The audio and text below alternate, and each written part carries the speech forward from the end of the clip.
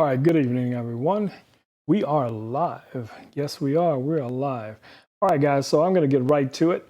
For those of you who may be new to the channel and have not subscribed as of yet, please do so that you will be alerted as to the next upcoming lives or the content that I may create on this channel. But until then, let's get into it.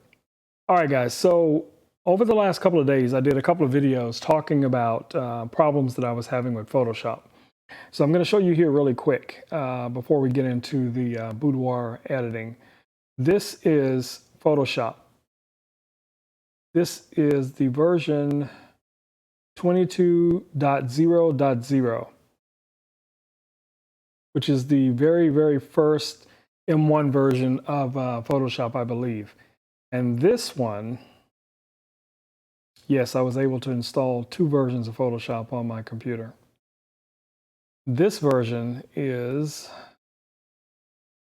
22.4.1.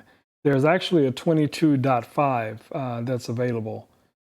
But I was able to finally get the older version to reinstall, because here in the new version, if you look here under Windows, there is no longer an extension panel pop out or any of that. And also under filters, most of my filters no longer show up here in this panel. So I'll show you the difference between this one and the other one. So let's just close this one.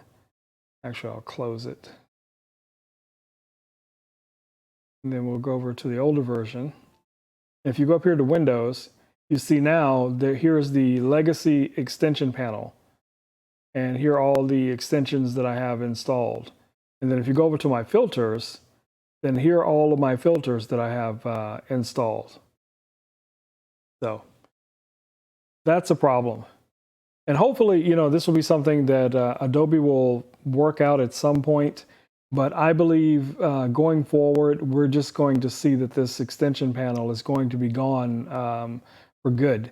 Because if you update to the next version of this version of Photoshop, the extension panel is no longer there.